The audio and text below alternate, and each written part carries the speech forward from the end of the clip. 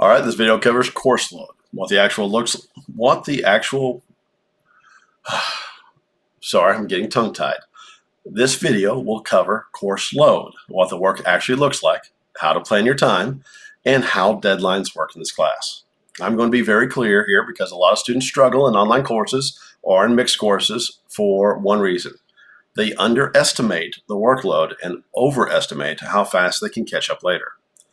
So rule number one, frequent participation is not optional.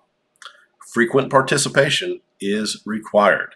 This is not a course where you log in once a week and hope it works out. You need to check the course site multiple times per week because new materials can be added, instructions can be clarified, assignments can be updated, and announcements can change how you approach the week. Also, I want you to understand this. The pacing schedule and syllabus are tentative. That means the structure is stable, but I reserve the right to adjust details based on how the class is progressing, what students are struggling with, and what needs more time or what needs to be reinforced. If you check the course site regularly, you'll never be surprised. If you don't, you will miss something, and in an online class or a mixed course, missing information turns into missed points. Rule 2, deadlines in this course are real. Assignment deadlines are set in stone. All assignments are due by the date and time listed on the pacing schedule. And here's the hard line.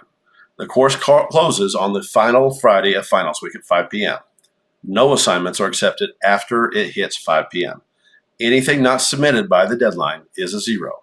That's not negotiable, and it's not personal. It's how this course stays fair, consistent, and manageable.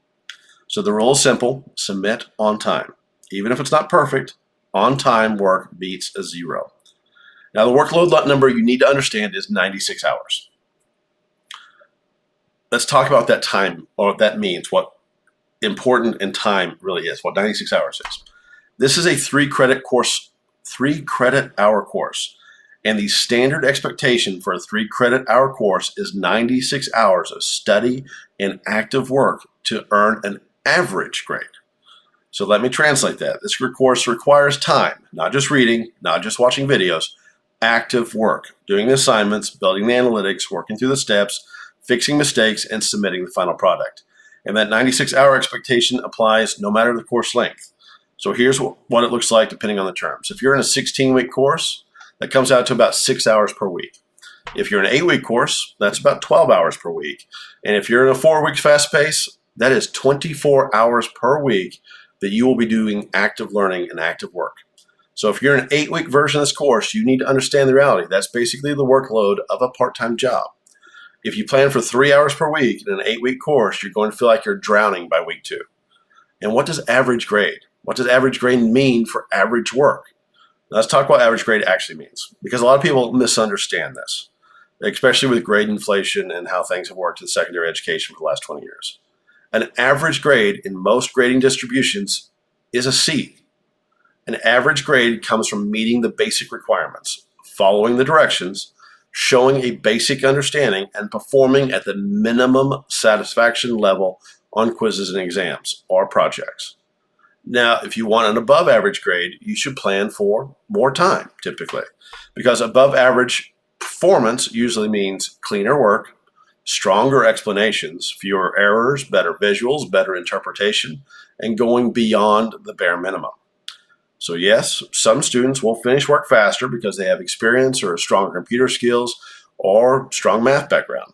Other students will need more time. That's absolutely normal. But the standard expectation remains the same. Plan for 96 hours of workload in this course. And the course rigor does not change based on length. It's a very important fact. The rigor of the course does not change because the timeline is shorter. If you take it in 16, 8, or 4 weeks, it's still a 3-credit-hour course. It still appears on the same transcript, and it still represents the same amount of content and skill building. A short term does not mean easier. It means faster. So you need to adjust your time and plan accordingly. Next, I want you to have practical advice on how to plan your week. Let me give you some realistic strategy here. If you want to succeed, you need rhythm. Here's a simple one. Day 1, watch the module content, read instructions. Day 2, start the assignment early. Don't aim to finish, aim to begin. Day 3, complete the main work and do a quality check. Day 4, submit and confirm the upload works. This prevents last-minute disasters, tech problems, and missed deadlines, because on day 5, you can actually jump in there if anything's fallen behind.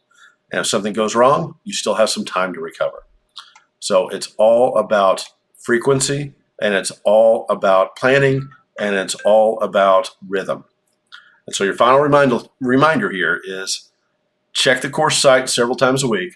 Deadlines are firm. Late work becomes a 0. Plan for 96 hours of work for an average grade. Shorter terms require more hours per week. Above average grades usually require more time and better quality. And start early, work consistently, and submit on time. If you do those things, this course becomes manageable. If you don't, the course becomes stressful, and that stress is completely avoidable. All right, that is the course load and expectations. Next, move on to the next video and start here module and get to know the course a little bit better. Bye, guys.